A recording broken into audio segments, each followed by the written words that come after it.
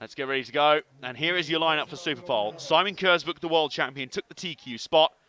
Unsurprisingly, he was majestic in that performance. And here are your four going through for Superpole. Dario Valestra of Italy, former champion of this event. Robin de Haan of Belgium, the young rising star and a man that has been tipped to succeed very, very strongly by some very, very high up people around here. And I've felt good about him as a pick for the entire weekend so far. He could bring a surprise here. This is his sort of format. Silvio Hackler, the Swiss driver here. And then Robert Piech, a man who has won this event so many times before. He's a world champion in this discipline as well. The German driver has been here and done it and has got many, many T-shirts to prove it. Now, Superpole. You may be wondering why I've been raving so much about it. There's a very good reason for that. Superpole is intensity like nothing else you'll ever see in RC racing, and I find that's not a hyperbolic comment to say at all. It's entirely true. It is one-shot qualifying, one car on track at a time, 5 laps, and your shot to get yourself into the final as effectively a second TQ. We've got the TQ who have earned all the spots already, has earned the final spot already. And now this is the contest to find a second TQ, effectively. And what an intense way of doing it.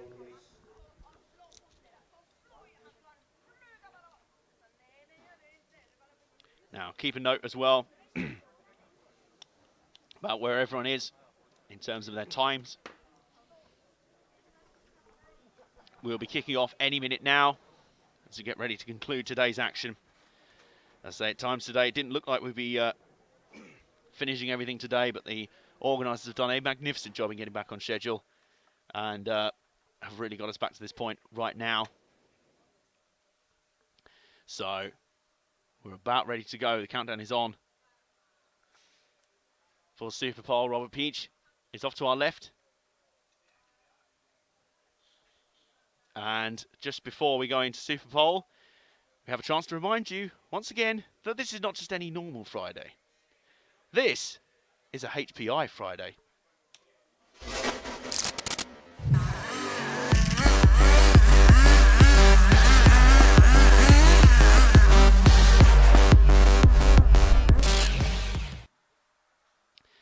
So remember, as you've been listening to us today, if you've been watching us today, you have your chance to win the car you just saw on your screen, the Nitro S4 RTR Evo from HPI. You have your chance to win it, and to enter, tell us what your dream RC-based day is.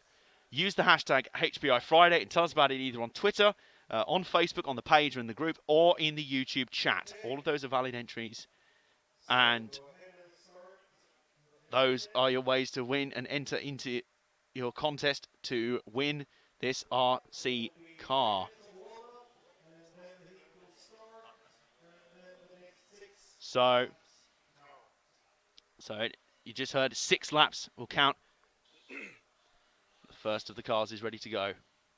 Over Piech, firing up. They'll have a few laps of warm-up.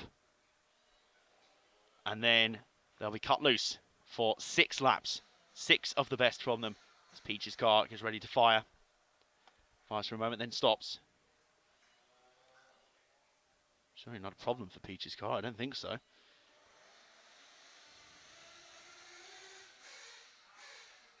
Here we go. Robert Piech, a master of this event. He was in at the debut Superpole session here last year at this event. The veteran running the Mugen car with the Pico engine and the Maxima fuel. A multiple-time former champion at this event. And his car ventures out onto track then. He'll have 3 minutes of warm-up. And then 6 laps. And the best one of those will go forward. So hopefully if this goes right, you'll see in the top right of the screen their best lap shown each time. And then I'll stay up there. Sometimes it gets reset, but I'll let you know which guy's fast lap will carry forward. And there is nothing quite like this. It's surreal. It is absolutely surreal. One car on the track. And the tension is so real. The grandstand down to our left out of this building is packed at the moment. The spectators are all here. Everyone else in the garages, even the other drivers, enjoy this segment. And you get a really clear indicator of how on the throttle they are down that back straight. I'll let you hear it next time he comes through, because it is sensational. You hear it screaming down the back straight. Remember, 2-speed transmission on these cars. These nitro-burning engines that scream their way around this track. And I always think it's fascinating as well to see. Here we go. And you hear when he only just got off the throttle there. There are even now guys now loading up and watching from the driver's stand. This is how much tension this is attracting. This is how much attention the Superpole session is attracting. It's like nothing else in RC racing. And Piche underway in his warm-ups. He's got about a minute and a half before his 6 laps start.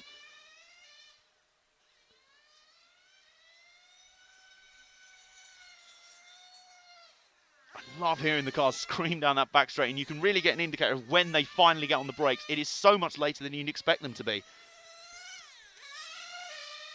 Flying down underneath us once again. Minute to go before his 6 laps commences. And as I say, the best of those 6 will go forward. And sometimes before, we've had these sessions decided in the hundredths of seconds. Screaming down the back straight once more. Hitting 70 miles an hour plus.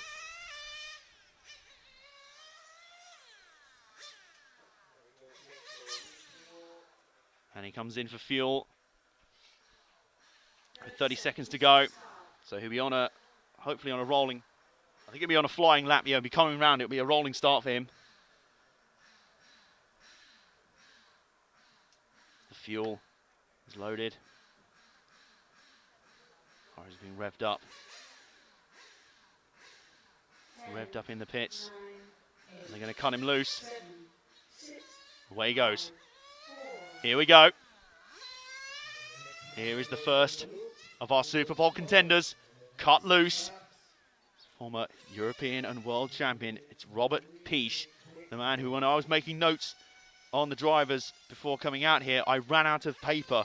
I ran out of room to list his achievements. There's really nothing he hasn't won in this division and in this discipline of RC racing. And now he's across the line to start his Superpole session. 6 laps, remember. This is the first one. So lap 1 of 6. Remember the fastest laps we've seen out here. Low 26-second laps are possible. And he'll need something like that. To pull this off right late into the corner. He's so late on the brakes into the HPI hairpin. It's amazing how late they are. Crisp and goes through. First lap on the board. 26.669. You feel like there's more speed out there for him and he'll probably need it. Really neat and tidy though. The focus of this man is unbelievable. Screaming down the back straight, late into the brakes on the HPI hairpin. You get the brakes working and you almost slide in, almost back it in a little bit like a MotoGP motorcycle. And again, wailing. 26.518 is improved, over 1/10 of a second. On lap 3 now, 3 of 6. 26.5 is good, don't get me wrong, but you feel like there's even more out there. He is on the ragged edge. He is about as close to out of control as it is possible to be in a nitro-burning IC car. He storms across the line again, 26.362. This is really looking strong now. That's up there with some of the best laps we've seen all weekend here. Remember, the fastest laps are down in the 26.1s. That's where Simon Kurzbuch has been lurking. Piche can get down there. He sets a huge benchmark for everyone else to try and hit. Across the line, this is lap 4 complete. 26.4. Not quite there. Remember, his best lap still a 26.362. He's just so crisp. He's hitting every single apex. There's hundredths of seconds of which this is going to be decided in. That's about as close as it gets. Right in. He is so tight to the apex there at the HPI hairpin. His neat and tidy driving style. He comes across the line for the penultimate time. Does he improve? He does not. That was a 26.829. He has one more lap to improve on a 26.362. Otherwise, that's what he's going to put forward as his best time in the Superpole. Down the back straight for the final time. Up pretty much over 70 miles an hour, only braking there for the HBI hairpin. Through the final corners, he has to get it every single one spot on, get the power on absolutely correct. Cross the line for the final time. What does he do? A 26.376. He was so close to improving, but it's a 26.362 for Robert Peach. And that's what he'll carry forward this session. An absolutely mighty set of laps there from the former world and European champion. He exhaled slowly. He was putting his everything into that one. He knows he's given it his all, but was it enough? He even gets a pat on the back from Bruno Coelho. Those are coming off the rostrum. So many top drivers are here on the podium as well. And now getting ready to roll out. Next will, I think, be Silvio Hackler is out next. Another Swede in the camp. Running the ARC car with the Nova Rossi engine. Both he and countryman Simon Kurzbuch running Nova Rossi engines. Proudly displaying their status as world champions in the hands of Kurzbuch. Hackler is really not that far off either. His pace has been a little bit under the radar, but his qualifying form has been steady and has been very, very solid. He has his minutes of warm-up here. His 3 minutes of warm-up before he gets going. And you can cut the atmosphere with a knife. This is what I love about Superpole. It's probably the quietest session of the entire weekend in terms of crowd noise, in terms of car noise on the track, and yet it is easily the most tense. It is an incredible atmosphere, almost spine-chilling to hear one car going around here. Never let anyone tell you that single car qualifying in motorsport of any scale is boring. This is how you make it as entertaining as anything. Hackler getting his warm-up laps in that bright yellow ARC car. The Nova Rossi engine working hard for him. That setup has already put his countryman Kurzbuch in as TQ into the final. Will Hackler join him and make it a Nova Rossi Swiss lockout? He has a minute and a half to go. What's also interesting, as I say, is the sight of just seeing just one driver on the driver's stand at one time. You barely ever see that. And you hear the wails of one engine echo out across the track, across the Eskilstuna Motorstadion. Dark clouds across the arena, but it looks like the weather will hold. It didn't look likely at one stage. It looks like we'll just be about there. He comes in for a little bit of fuel. He'll need it to complete his laps, and away he goes. It's probably going to be pretty slow and then get up to speed, or he may. He's going around, he's got 54 seconds. He'll probably do actually a couple more laps before he takes the start of his 6-lap run. He's got 45 seconds still showing on the clock. Screaming nitro engine, wailing out across the woodlands and across the Eskilstuna Motorstadion, across the scoring loop. He will probably start his flying laps after this one. This will be his last warm-up lap. He'll probably start it this one. He's probably timing it so he comes across the line right at the moment the clock starts. Or the warm-up finishes, I should say. 15 seconds. He might actually beat the clock back. Is he going to stop? Nope, he pits in. Into the pits. So I think he will actually come round and start his lap. He gets fueled up, so I don't think he's actually started his 6 laps yet. He's fueled up. He fueled up at the very last second. He'll start his 6 laps.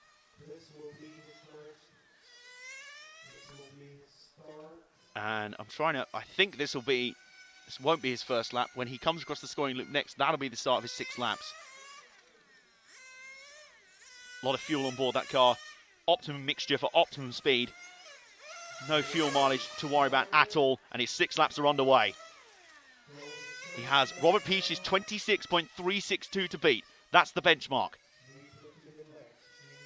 Hackler looking to join his countryman Kurzbuch as the Superpole winner in tomorrow's final. avoid the semi-finals. He is on the ragged edge through the HPI hairpin. I think I actually heard the car bottoming out, the body shell actually bouncing off the ground through the banking. It was that fast. A 26.892 to start. That's a good range finder. That's a good benchmark to hit for, but we all know there is more pace out there. And there's almost certainly more pace in this car. Oh, right wide out of the EFRA hairpin to try and get the most run down the back straight. Flying into the HPI hairpin, using the banking to coast it down the track. Backing it in over the rumble strips. Will that cost him some time? I think it will. It was a little bit violent over the rumble strips. 27.037. That's actually going the wrong way. He needs to cut tenths off, not add them. And I think that little glance on the rumble strips probably added a little bit to his time. He actually looks a little bit too flamboyant out there. Don't get me wrong. I love a flamboyant driving style. But I think he needs to be a little bit more contained. But his aggression is wonderful to watch. I've got to say, he is backing that thing in like Marc Marquez. Will it pay off? Will it pay off? At 26.644, he's going in the right direction. 3 laps down, and he's about 0.3 of a second off Robert Peach's benchmark. Oh, right wide out of the EFRA hairpin. Remarkable. He's almost going off the track over there. He keeps it a lot tighter in the HPI hairpin, though. That's a lot more neat and tidy. Will that benefit him? Comes across the line this time. What does he do? 26.539. He's improving again.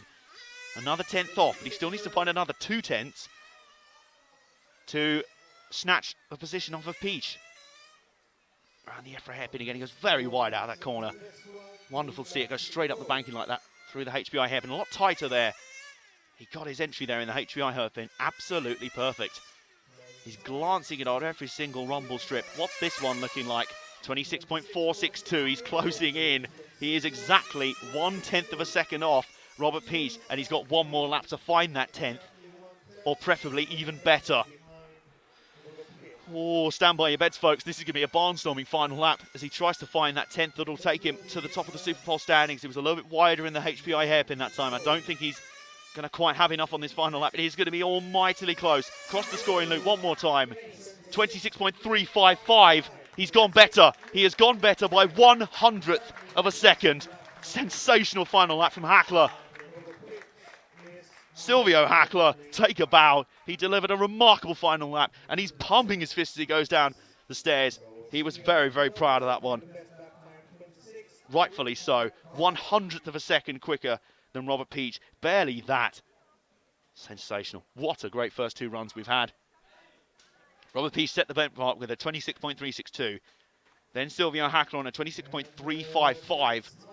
Moved the benchmark slightly higher. Not much at all, but slightly higher. And now, I think it is Robin de Haan who is going to be stepping up next. The Belgian, the Capricorn driver. And then it'll be Dario Valestra to follow him. Both Capricorn drivers to step up next. And it is de Haan taking his place on the driver's rostrum. He's seen what's gone before. He's seen the benchmark. He's seen what he needs to beat. The question is, can he now go and beat it? We have seen 26.1 second laps out here. That sort of speed is in this track, but very few people have been able to unlock that speed. Will de Haan be able to? I tell you what, he's been there or thereabouts on pace for the entire weekend, and he's looked really, really good. If de Haan can snatch this, it'll be a huge boost for him. A massive shot in the arm, and what a great position he'll be in to potentially claim a first European Championship in this discipline. I remember him last year. He was steady, he was consistent, he was pretty good in flashes, but he did not ultimately have the championship winning pace. He'll probably know that as well, but he has improved in leaps and bounds in the past year. The man running the Capricorn car and the Tesla motor with MLC fuel. 2 minutes to go of his warm-up, and then we'll cut him loose for 6 laps. Shriek of the engines, the Tesla engine down the main straight once more. All of these drivers driving some of the best laps they will ever put in this event and in their careers and in their lives. Down the back straight once more. And you hear there with the engine note just how late they are on the brakes into the HPI hairpin. It is far, far later than you'd ever expect or think was sensible. 90 seconds to go before we see Robin de Haan's tilt at the Superpole section. The clouds are a little bit darker. Sun is past. The worst of the weather is hopefully behind us. And de Haan is ready to give this his absolute best shot. 70 seconds now. He'll probably pit in here for fuel, just like Hackler did. Well, it worked well enough for him, so why not de Haan as well? Piche, remember, set the benchmark with a 26.362. We then had Silvio Hackler move that benchmark by the smallest of margins, 26.355, 1/100th of a second between the two of them. We now have de Haan ready to move up, potentially. Has he got anything in there that can move down into a 26.2 and a 26.1s? Has he got something that can move him up? As I say, we have seen 26.1s out of this track, mainly from Simon Kurzbuch. Dario Valestra has been hinting at that sort of pace as well. So we know that Piche and Hackler, those times are beatable. The question is, can de Haan be the one to beat them? And he will commence his 6 laps next time by. Next time he crosses the scoring loop, he's on his fast laps. So in just a few seconds' time, round a few more corners, and across the scoring loop now, and he's underway. Here begins 6 of the most important laps Robin de Haan will do in his career so far. Keeping it neat and tidy through the first few corners. It's about finding that balance between flamboyance, speed, and technical ability, and not losing speed by being overly flamboyant. He keeps it lovely close, lovely clipping the 2 apexes there off the banking and into the HBI hairpin. This is a good first lap. This looks like a good benchmark to aim for. What's his first lap around? 26.538. That's a sensational first lap. A great start for de Haan. He's only 2/10 off the other 2. Oh, but he won't be this lap that he goes faster. He makes a little mistake on the rumble strips, and it just throws the balance of the car off. This will probably be around a 27-second lap. That's okay. He's still got 4 laps after this one to improve on. So neat and tidy.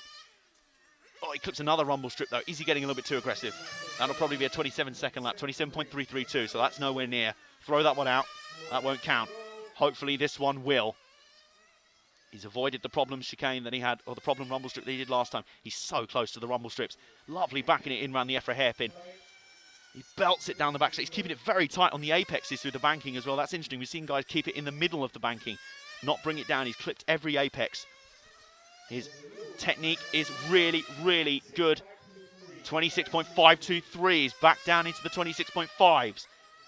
He still needs to find 2/10 from somewhere to threaten Hackler with his benchmark of 26.355. Down through the banking again. He keeps it low, straight through, right across the rumble strip. He headbutts it, and I think that put him a little bit off position for the next few corners.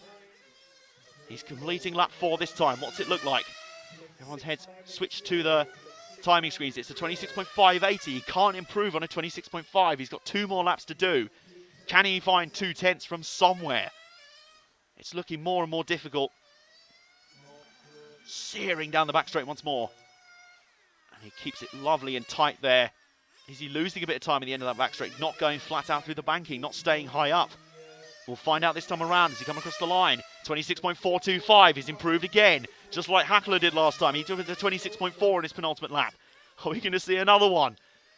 How close is the margin going to be this time? He clips the rumble strip just a little bit round the EFRA hairpin. He actually uses the rumble strip on the outside of the corner to get the turn better. Through the banking for the final time, round the HBI hairpin, across the rumble strip. I think he disrupted the balance. Has that put him off his final lap? All eyes are going to go to the timing screen in about 2 seconds' time. Across the scoring loop for the final time. A 26.341. Yet again, another guy goes quicker by 1/100th of a second. Oh my goodness, I told you Superpole would be blockbuster stuff. Oh, incredible. Another blockbuster final lap. And it's Robin de Haan who's taken the top spot in the Superpole. 26.341. That's 3 straight 26.3 second laps on the final lap. And again, he tops the previous mark by 1/100th of a second. Oh my goodness, I told you couldn't afford to miss this. And I was absolutely right. But we still have one more driver to go. And that man is Dario Valestra, a man with an incredible record of success in European competition and in RC racing the world over. He's running a Capricorn and he's running a Tesla engine. Very similar, in fact, to Robin de Haan. In fact, it may well be the same exact setup. In fact, he's running slightly different fuel. That's the only difference. So Dario Valestra with a very similar setup to Robin de Haan, the man who's just gone fastest. 200th of a second to split all three drivers we've had so far. And I don't expect anything different here from Valestra. Now, I've kept saying there's 26.2 and 26.1 second laps out there. Kurzbuch's been able to find them, and I have a sneaky feeling Valestra might be able to do so as well. The wily Italian. Setting out to go in his distinctive white and orange Capricorn car. And his warm-up laps. 2.5 minutes of warm-up to go. Driver's rostrum is surrounded by fellow drivers and competitors here. Michael Salvin is off to my left. Gave a handshake to de Haan as he came off the rostrum. I've got Bruno Coelho off to my right. Everyone watching with bated breath and nerves. This is the sort of session that even takes the seasoned pros back to being fans, being on the edge of their seat, watching RC racing. Valestra, a slightly ragged style, but it's what served him so well. Around the apexes again. Now, remember the target he has to beat. Robin de Haan on a 26.341 is the benchmark. And in all the sessions so far, we've had Robert Peach start off on a 26.362. Then Silvio Hackler went faster on his final lap by 100th of a second, 26.355. Robin de Haan did exactly the same thing, went faster again on his final lap, 26.341. No one's gone below a 26.3 yet. If Valestra does, he's going home as the Superpole winner, and he's going straight into tomorrow's final. We have 1:20 to go of warm-up. And again, that's interesting. He keeps it quite tight through those corners before the HPI hairpin. He keeps it low on the banking. He doesn't run it high up to try and get extra speed. He keeps it very neat and tidy. His car is flying around the racetrack at mega speed. Look at that, backing it in there. That's what you do with the rear brakes on these Nitro RC cars. If you're brave enough, you look to get the turn in by braking and bringing it in. That way, bringing the rear end in like that. Watch there. He clips the rumble strip on the inside. That lost him some time. Luckily, this is his warm-up. Won't matter. But he'll know probably not to do that on his actual laps. I'll tell you what, if de Haan takes this out, this will be something of an upset. But it's something he's been threatening all weekend. But it'll be something if he manages to beat Valestra, Peach, and Silvio Hackler. Two former European champions and world champions. And Hackler, a teammate in the same stable as Simon Kurzbuch, the reigning world champion. And Hackler, a man who's been at the top end of these events for a very long time. He slides the back in there. Won't matter. He comes across into the pits to fuel up. He'll go back out. And then when he comes around the next time to take the scoring loop, that'll be his first lap. That'll be when he starts his 6 laps. So he's just getting some fuel on board now. Revs up and away they go. Away goes that white and red Capricorn car. Now this lap doesn't matter. Remember, he's coming round. The next time he crosses the scoring loop, that's when his 6 laps will start. Our final contender for Superpole at the EFRA 1/8 IC track European Championships 2016. Looking to beat the benchmark set by Robin de Haan on his last lap of his 6. 26.341. If he can get a 26.2, he's in the Superpole. He is the winner of the Superpole 2016. Now he starts his laps.